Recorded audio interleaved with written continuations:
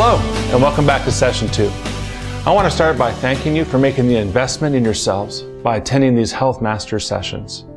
Working to create awareness about our psychological functions and learning how to create healthier thoughts and emotions bring benefits to every area of our lives. Yet for most people, coming into this awareness, it's not easy. And for some of us, it takes a lot of courage. So kudos to you for stepping up to the plate and working through this process with me. Recently we hit the streets and we asked people some random questions about their psychology.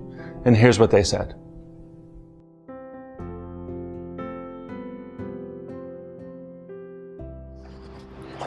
Probably not very often, but sometimes if I can get quite emotional about my children.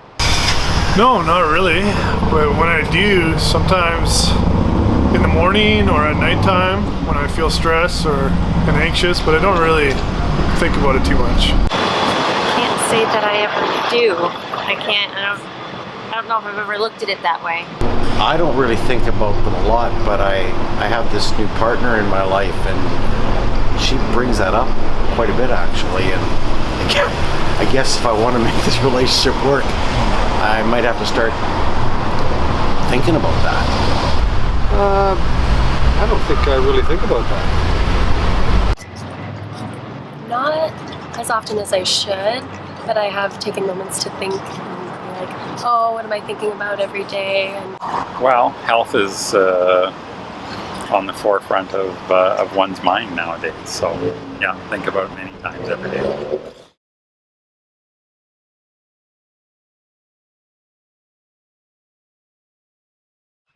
Oh, I think they can be changed. I think you may have to work at it, but I think it's something that you can do. I guess if I want this relationship to work, I'm going to have to believe in it, and I do believe in it. Yeah, I think you can change that. I think you can. I think with positive thinking and getting out there and surrounding yourself with people who love and care about you, I think that's possible. I don't know. I really don't know. Definitely, you can create healthier thoughts and emotions, and that'll make you feel better. No, I don't believe you're stuck with it. I think change is possible. Yeah, I hear about this at work all the time through our wellness program, and I do believe in it, but I don't really practice it, no. You definitely can. Yeah, I find myself, I catch myself being negative, and I know when I stop your being negative, don't think like that, and you can steer your way into a different direction, and so of course you can. Yeah. No, I think they can be changed, for sure. Anything can be changed.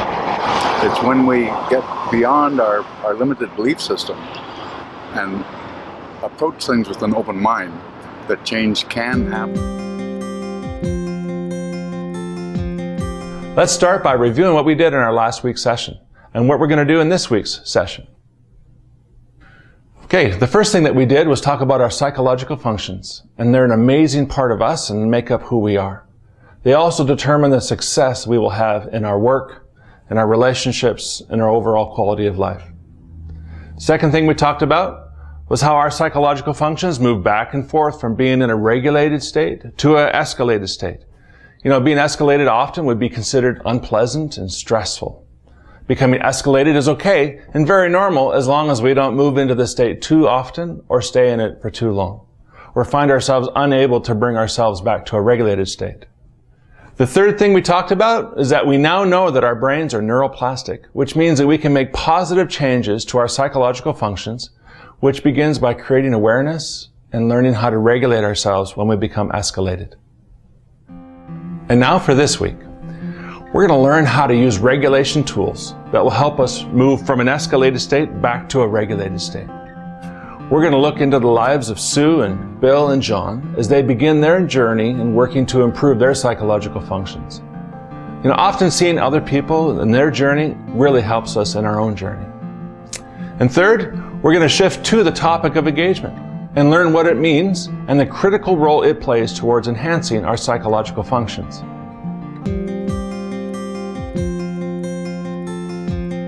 Now, before we get going, I just want to mention how in your last e-learning session, we reviewed the 3 guidelines. So as we move forward, let's work to put our best effort towards practicing each of them, as they will help you get the most out of these sessions. Briefly, they include these. We want you to overcome the stigma of talking about your mental health. Secondly, we're inviting you to practice honesty without oversharing, to ensure that what you share is appropriate. And third, engage others, which means to do your best at creating a connection, which creates an important interpersonal dynamic in the group. And I will talk more about that later in today's session. Then we went over 2 administration functions, which include confidentiality. We all agreed not to share anything that we talked about in this room with anyone else. And we also talked about attending all 7 sessions.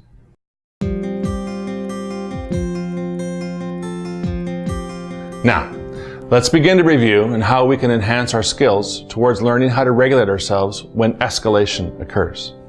The first step is to stop and gain awareness. It's to become aware when you feel escalation coming on. If possible, we want to learn the early warning signs of escalation and when it begins so that we can catch ourselves early in this stage. We do this by learning how to use one of the tools, which is called checking in. It's simply done by focusing your attention on your psychology, as we did in session 1. So let me demonstrate this again. I usually start by closing my eyes, focusing on my breathing, taking a few deep breaths. And then I begin to focus on my thoughts and my emotions. And as I do this, I'm not really noticing any unpleasant or difficult thoughts right now. As I check into my body, I'm not noticing any heaviness or tension or tightness in my body. So I would say that right now I'm very much in a regulated state. Now, back when I got stuck in traffic a few days ago, I didn't know where I was going. I was not regulated at all. That's a different story. At that time, I was not even aware that I was moving from a regulated state to an escalated state. I was just there. I was just in it. But as soon as I did notice, I knew I had to stop, pull over, fill up with gas, whatever. It takes a time out and de-escalate. I want each one of you to do another check-in with me, for the simple reason that the more we do check-ins, the better we get at using this tool to determine when escalation begins in the early stages. Okay, I want you to start by closing your eyes and taking 4 or 5 deep breaths. Try to pay attention to your thoughts. Are they racing and jumping from thought to thought? Or are your thoughts pleasant and easy? Or maybe heavy and unpleasant? Now I want you to check into your emotions, which can be done by noticing if you have any sensations, heaviness, tension, tightness in your body. And if you do, try to connect the emotions that might be connected to those sensations in your body. Now, rank from a 1 to a 10, with 10 being fully escalated and 1 being fully regulated, where you're at right now.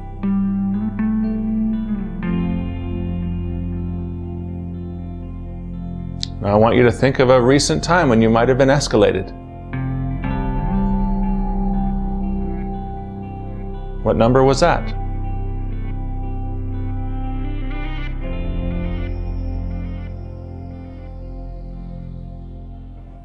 The next step I want to review is timeouts.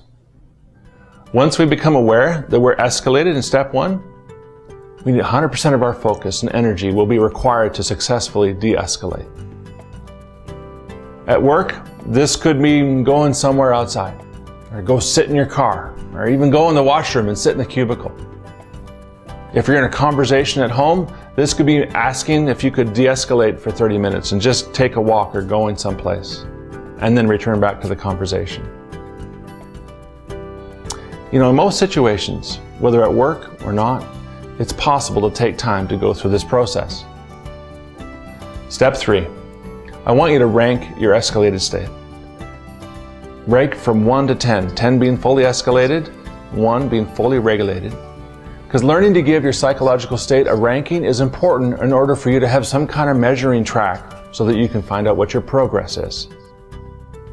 And step 4, to begin de-escalation using one of the tools.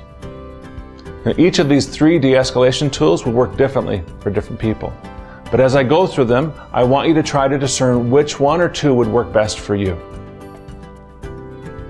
Tool number 1. Call someone in your front row and do a check-in with them using the check-in procedures we just did. You know, a front row person is someone who you trust and can be an empathetic listener to you. And we will talk about how to establish people like this in your life from your group or from your personal life in future sessions. But doing a check-in with another person requires that you find words that articulate and express what's going on with your thoughts and emotions. It's about learning how to create a language for what is happening within your psychological functions. And we are going to talk about this more later. The second de-escalation tool is the Abraham deep breathing exercises. In session 1, I did a short version with you using this, but over the years we've tested this tool and it works to significantly reduce you back to a regulated state. And you can access this tool from your smartphone and do it almost anywhere. And the third tool is to go for a 20-minute walk. Some people find going for a walk is a powerful de-escalation activity, and that can be done almost anywhere. The point of going for a brisk walk is that it helps balance brain chemistry and it also carries out deep breathing. As we progress, I want to introduce you to more de-escalation tools, but I want us to focus on these 3 first. Now, I want to show you how I shifted into an escalated state at work on one day and how I use the de-escalation tools to bring myself back to a regulated state.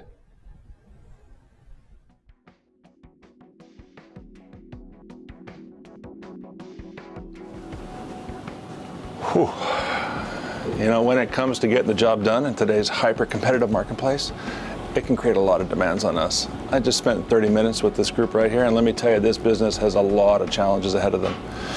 The old adage is true. Either we manage change or change manages us, because change will happen. You know, the pace of change at this breakneck speed has a potential to push us from a regulated state to an escalated state. And I came into this meeting feeling strong and regulated, but somewhere in there, I shifted into a really escalated state. So right now, I need to reach into that tool belt we talked about and use some of the tools. So in lesson 1, I talked about how to bring myself back into a regulated state. And I only have 30 minutes until this meeting starts up again. So I'm gonna go for a walk in the nearby park. And see, what I would do in the past is I would just stay in that escalated state and I'd keep working and pushing myself to perform. But the problem is that while in that state, my brain functions are just not able to help me to be at my best performance. Usually this escalated state has me in fight or flight mode or freeze mode. So come with me as I work to bring myself back down from this escalated state to a regulated state.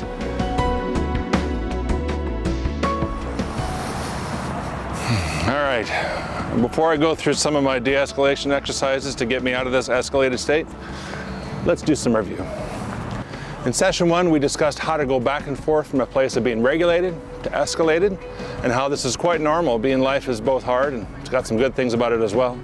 You see, being escalated is not wrong or bad, but it would be considered unhealthy if we go into this mode and stay here for prolonged periods of time. Then I gave you an analogy about an electrician who always puts his tool belt on and uses these tools to help him succeed at work, and how we need our tool belt each and every day to succeed at maintaining a healthy psychological state. I introduced you to 2 tools in the tool belt, check-ins and laughter. So that's our review of lesson 1. Now let's get back to me in my escalated state. The first thing I can tell you is that laughter is the last thing I feel like doing right now after that meeting. So the tools we are using now are these, timeouts, which is why I'm here and not in that meeting room. The second tool I used was some cardiovascular exercise, just to get out, to get a breath of fresh air, and to get my heart rate going up a bit. The third tool I'm going to use is expressing frustration and pain to an empathetic listener, which is what I'm doing with all of you. So, let me start with my check-in with you and share with what happened in that meeting. In this meeting, the client was really facing some major business challenges, which is pretty normal in today's world of business. So in this meeting, I became escalated. Why? Someone rolled their eyes at me. I'd made a suggestion and they rolled their eyes at me, and that triggered me because it happened to me a lot in my childhood. My brother always did that to me. And so in the moment, it felt familiar and I didn't really catch it for a while, but that was the thing that actually triggered me. Now, I think it's human to get escalated. But I'm also grateful that I get escalated less and less, and I don't stay there for very long. The more work I do to get better psychological health, I realize that there's great benefits to me in every way.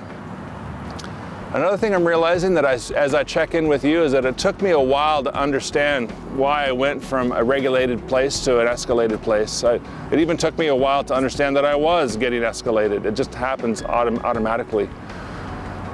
And that's why I asked for a 30-minute break, just to get some clarity as to what's going on. See, in this escalated state, my entire perception was affected. Instead of feeling strong and creative in the meeting, I began to feel weak and I began to believe that I had nothing to offer. And the part of my brain that produces creativity and strong relational skills required in this team meeting were not functioning at all. For the simple reason that I was in an escalated state. I was in a fight or flight or even a freeze mode. My brain was functioning in a different area, which created a very negative view as to how I perceived this meeting and how I perceived myself. In fact, during this meeting, I was getting oversensitive with some of the things being said and done, and I was taking them way too personally.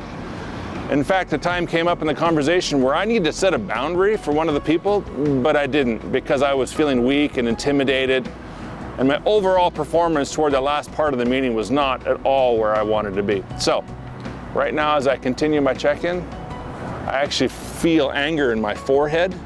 I've got some anxiety in my chest. And if I would have had to rank my escalated state, I would give it a 5 out of 10. But that's now. In the meeting, I think I would have given it more of a 8 out of 10. And it feels way better to be at a 5 instead of an 8. And what's helping me move towards a more regulated state was the fact that I took a time out. I just said, I need 30 minutes. I didn't explain why, so I just need 30 minutes. And I did some cardio exercise. And now I'm articulating to you guys what happened. And I know and I appreciate the fact that you're listening empathetically. And as I continue to talk to you guys and checking in with myself at the same time, I would say I'm going down to a 3 or 4. I realized what was going on, I realized why I feel what I feel, and I realized that my perspective was off. And with the 3 or 4, I can say that my perception of this meeting is very different. I have a new perspective and I feel myself being more confident and grounded. In other words, I'm moving from the rear part of my brain back to the front left cortex. You see, when this meeting started, there was lots of fear and concern in the room as to the big decision that had to be made. And that somehow affected me, and some of the things that people did affected me, and it shifted me, and it shifted my perspective. Well, I feel much less escalated, and I'm in a way better regulated state. Thanks for taking the time to listen to me. And it's time to get back to that meeting and do a great job. So that really worked. Came back to a very much a regulated state. But when I started all this, I wasn't very good at it at all. It felt quite clumsy. When I was dating my wife, it was our first date, and we were going to a symphony, and I was dressed in my suit, and we were living in a province called Saskatchewan, which is in the middle of Canada, in the middle of winter, and I'm driving, and I'm fully escalated. She's gorgeous. I'm going to ruin this somehow. She's going to dump me. And I'm nervous. I'm panicked. I'm almost going into a bit of a panic attack, and we're driving 1 hour for our symphony, and I get to this point, and I'm just like, I'm just freaking out inside. And there's not, it's flat, it's prairie, but there's a few hills because you have to go over train tracks. And on one of these, I pulled over, I got out of my car, and in my suit, I rolled down the hill in the snow. And I'm at the bottom of the hill going, what am I doing? But I had to get out of the scenario, and I had to do something, just anything. And I got back in the car, and I looked over at her, and she's like, what was that? And I'm like, I just wanted to roll down the hill, and later on she says, I just thought you were weird. And I'm like, I had to get out of that zone. So that's my first attempt at de-escalation. It got better from there. I think it only could get better from there. But as you start, you may feel clumsy like that. It's like, I don't know what I'm doing. I just go for a walk. I just gotta get out of here. But as you practice this, you will get really good at de-escalating yourself.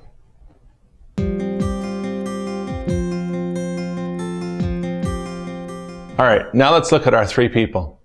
I want to introduce you to Bill, Sue, and John, who you met in session 1. and they've agreed to share their experiences that they're having as they move through the Health Master sessions at the same pace as your group.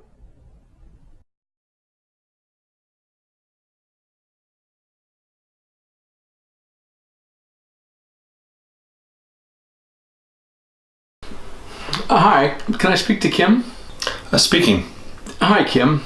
I'm a participant in one of the Health Master groups, and in the last session, you suggested that when we first learn how to regulate, some of us will need support, so I'm calling you because I'm feeling kind of stressed right now, and I just can't seem to get out of it.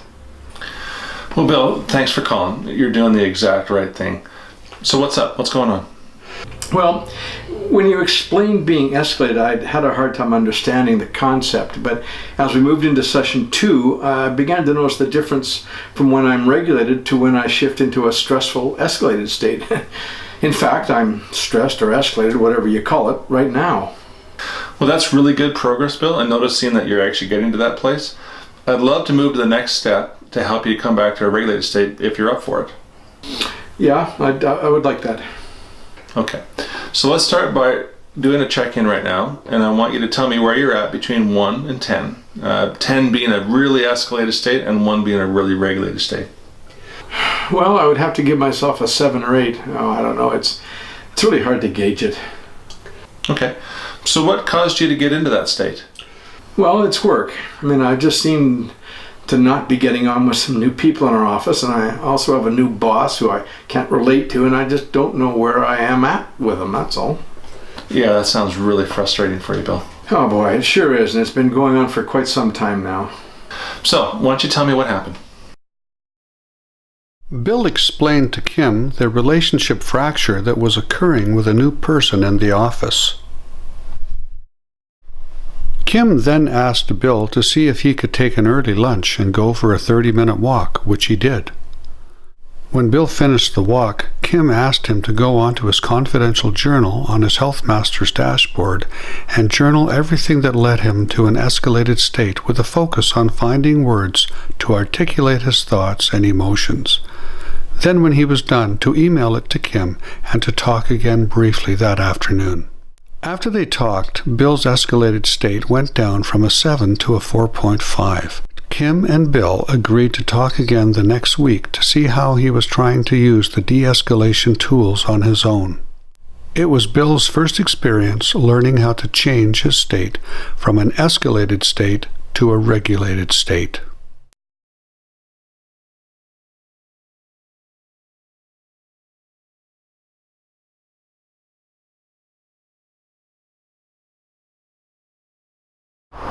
Hello, it's Kim. Oh, hi, Kim. It's Sue. Oh, hi, Sue. Glad you called. How are things going? Oh, Kim, I can't tell you how stressed I am. We had a weekend plan, and my husband changed everything on me because he had to work on Saturday. I'm just so angry right now that I can't even think of what to say to the kids. They're going to be just really disappointed. Wow, I can't even imagine how frustrating this might be for you. I'm sorry to hear this. Well, thank you. Okay, I'd like you to do a self-check-in. If you had to give yourself a ranking between 1 and 10, being 10 is the most escalated, what number would you give yourself right now? Oh, a 10. Wow. Okay, that's about as high as it gets. It's got to be difficult. So what's going on? Oh, it's this crazy job of my husband's. I just can't believe they're making him work on a Saturday when we have important family plans. Okay. Are you willing and interested in doing an exercise with me that will help reduce your escalated state? Well, I guess that's why I'm calling you.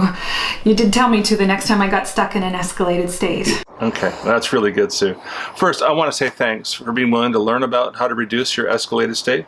You know, people don't often have the courage to even do this and call in, so good on you for doing this. Now, here's the exercise.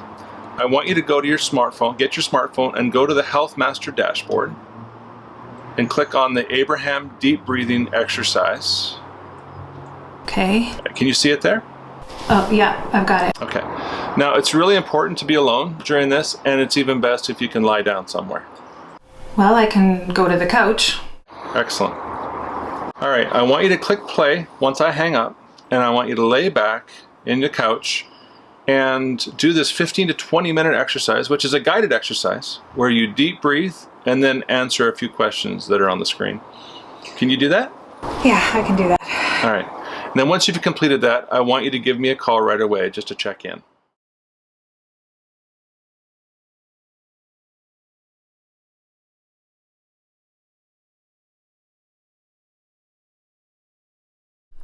Sue called Kim 20 minutes later and checked in, and her escalated state went from a 10 down to a 4. After another 8 minutes of talking, it went down to a 3.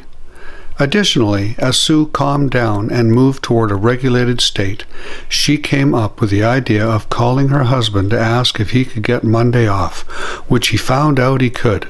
So Sue and her family still were able to take the vacation.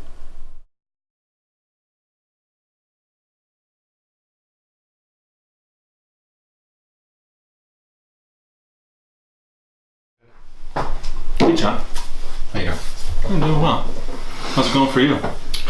Well, you told me last time that how I should connect with you when I get stuck in an escalated state, and so here I am. Oh, so you're there, eh? Yeah. I tried to use the tools, and to be honest, I don't have any energy or motivation to do this on my own. It doesn't even make sense to me, but I do want to learn how to regulate myself. It's just not good being in this headspace. Never mind my performance at work. Right. Well, hey, thanks for connecting. Yeah. You did the right thing, even though it's not an easy thing. So, what would you say your regulated or escalated state is right now? Would you give it a number between 1 and 10? Regulated is 1, escalated goes all the way up to 10. Oh man, I'd give it a 10. Wow. Yeah. Okay. Yeah, I'd give it a 10. That's about as high as it gets. Okay. When you got into work this morning, what would you think your regulated, escalated state was at that point? Well, I came into work feeling good about things. Probably my regulated state was a 2 out of 10, I guess. And then I got an email about one of the people that's on my team who resigned. Just like that? Yeah. Then we went into a leadership meeting and it didn't go well. Unraveled from there. Yeah. So I left the meeting fully escalated. Wow. So the entire day has been just this stressful, escalated state. So here I am. Okay. Well, what I'd love you to do is just kind of walk through what some of your thoughts and emotions might be about today. Okay. Well, I'm flooded with all kinds of negative thoughts. I guess that's expected, right? About you, about work. Well, no, I'm concerned about my department, right? Are we going to make it? So I guess I have fear. Right. Another escalated thought is I don't know why the person resigned. I'm thinking, was it because of me? So I'm angry at myself for maybe not being a good enough leader. You know how that goes.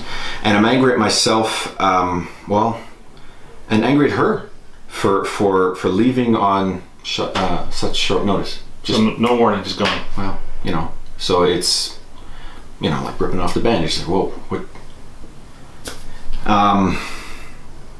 I'm also wondering about the decisions our leadership are making. What are they thinking? I have tons of anger towards them right now. So, and how am I supposed to do my job? I've worked so hard to grow my department, and it seems like everything is against me. Mm-hmm. Even the people I work with, cutbacks, people quitting. A lot of uncertainty, right? So I'm curious as to whether you felt these kinds of things before. Are these new thoughts and feelings, or have you kind of experienced stuff like this before? Yeah, I did with my last job, for sure. We went from 18 people down to 8 in the last recession. Toughest time of my career. Ouch. Yeah. So I'm wondering, in the middle of that chaos, were you able to navigate through that, and did you end up okay? It was hard, but I got through it. Yeah. Okay. Yeah. Do you think that might be true about this present chaos? Do you think you might be able to navigate your way through this as well? You know, I guess I will. I mean, I always seem to find a way to get through things. You know, I'm in a position where I have to be the leader, right? So solve problems. Yeah. So yeah, I think I'll get through it for sure. Okay.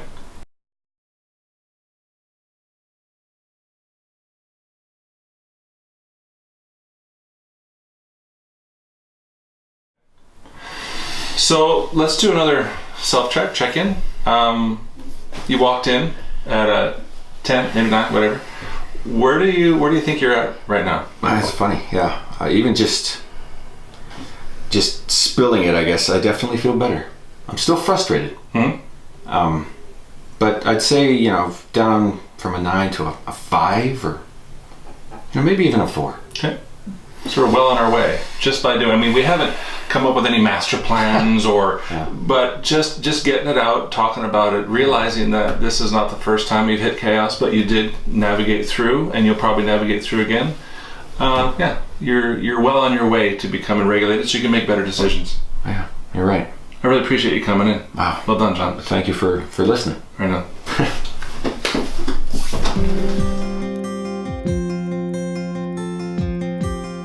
Okay, we've heard from some other people, and now it's your turn to do some self-examination. Go ahead and answer the questions in your workbook.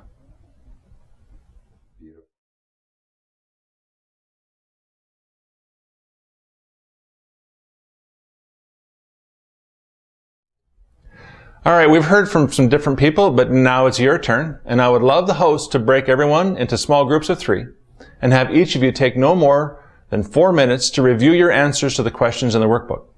Please use the timers to ensure that you don't go over the 4 minutes.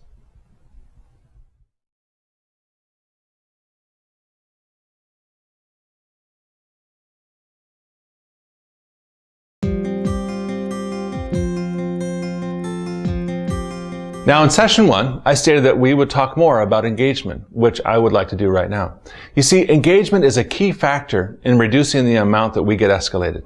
And it also helps you use the regulation tools more successfully to bring yourself back to a healthy, regulated state. Lack of engagement is also the #1 cause of poor mental health. Engagement is defined as feeling a sense of being connected with one or more persons. When engaged, we feel accepted and empathy. Engagement is also kindness and patience and gentleness, and when they're being expressed within the interpersonal dynamics between 2 people or a group of people. It's intrinsic within each of us to desire to be engaged with other people. And right now, some of us probably have some level of engagement with others, whether it be at a higher or lower level. Due to relationship fractures we experience, some of us find it more difficult to engage with others in fear that we might get hurt. So we are cautious about going to a deep level of engagement. The logic there is that if I stay back and keep engagement low, the chance of getting hurt is low. That's not true. But we're going to talk more about that in future sessions. What I want to do now is an experiential exercise that will help you gain a deeper understanding of this amazing gift that we have called engagement. Host, it's time to hand out their masks, and as soon as everyone has their mask, I want everyone together as a group, put the mask on and turn around away from each other. And then turn back towards the group. And I want you to get up and go to 2 people and ask them what the high point of their week was. And host, you can time this event. And when we finish, please keep your masks on.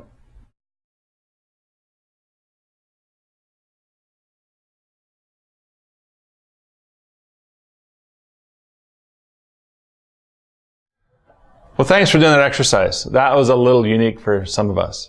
But as you keep this mask on, I want you to think about something. What was it like to interact with others with this separation between you? Look around the room. Notice how important eyes and facial expressions are in knowing where a person's at, knowing what's going on within them, and sort of gauge things between you and how you're doing.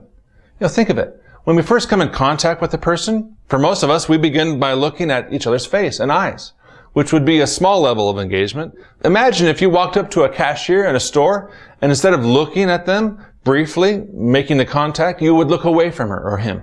Or walk into a room with somebody you know, and they won't even look at you. What does that feel like? Is there a sense that maybe something's wrong between the two of you?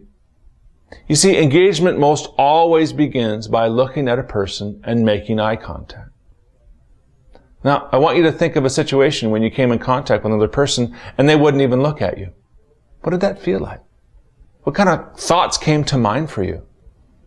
For me, this happened, and I wondered if there's something wrong between us. It felt like a sense of void, not knowing if I was being accepted or rejected by them, which is the total opposite of engagement. I call this disengagement. I want you to think and realize how your face and your eyes play a critical role in the way we engage with each other or reject each other. It's such a powerful part of how we communicate. Experts say that our words only make up 20% of what we're saying to others. The rest is in things like body language or tone. Like I can say sorry or sorry. It's the same word, but our tone changes everything. In other words, we're constantly sending multiple messages to each other through our face and our eyes and our body language and our tone of voice. But the first unspoken message we give off when we come into contact with each other is either I want to engage with you or I don't want to engage with you. Now, many of us may not be conscious of this, but this is actually what's going on. Now, as we prepare to take off our masks, I want you to get up again and go to two different people and ask them the same question. What was the high point of their week? So host, go ahead, begin this activity, and when everyone's done, you can have them seated.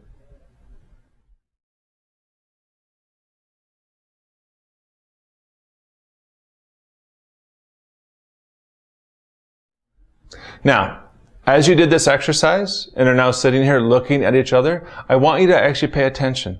What's the difference without the masks? In doing this exercise many times and hearing people's response, I assume most of us would prefer not to wear the mask. Sometimes it's fun, but if you really want to engage with somebody, you need to take the mask off. It gives us the opportunity to engage at some level with each other. Now, let me share some of my observations. There is an intrinsic desire that exists within each of us to engage. But yet, as much as this desire is intrinsic, the concepts of learning how to engage deeper can be scary for some of us. So, with our masks off, if there was such a thing as an engagement meter, it would definitely indicate that there's a higher level of engagement among us right now. So, please imagine with me, what would it be like if we, as a group, were able to increase the level of engagement in both of the 5 remaining sessions that we have and the e-learning assignments? Being as I've seen this work powerfully, I am confident it would change the entire interpersonal dynamics of our group in a very positive way. Most of us can think of a time when we were highly engaged. For me, the most engagement time was a time recently with my son when he was suffering from an illness, and I held his hands and we affirmed each other. Another time was when my oldest son recently told me that he found the love of his life, and it was reported to me as one of his great accomplishments, and we cried together in joy for this discovery. Another time of significant engagement is physical intimacy with my wife. These are engagement times, and this is what makes us feel alive. Now, close your eyes right now, and I want you to take 3 or 4 deep breaths.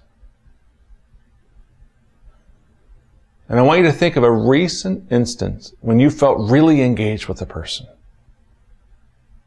What were your emotions? What were the thoughts that came up for you during that time? How good did it make you feel?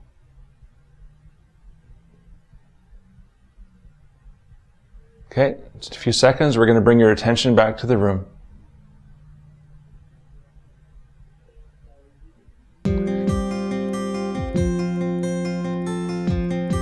Now, I want you to go to your workbook and read what I've written and answer the following questions.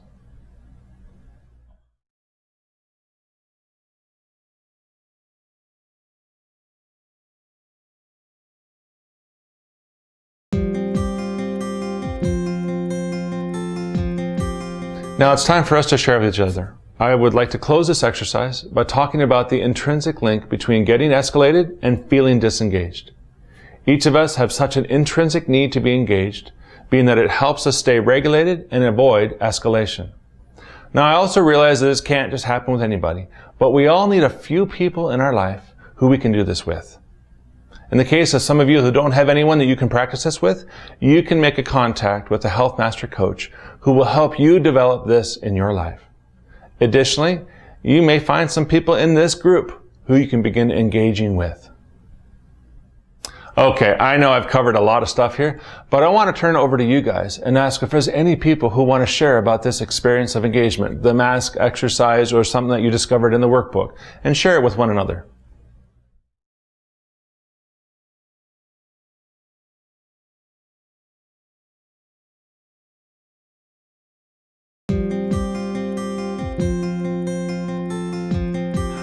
All right, let's review what we learned today.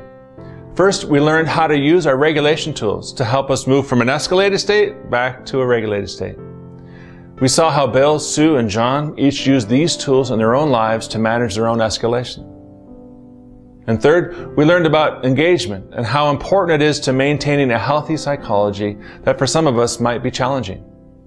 We used the mask exercise to experience the differences between feeling engaged or disengaged with those around us. So that brings our time for session 2 to a close. I really appreciate you joining me, and keep on doing the e-learning exercises on your dashboard, and I will see you next week.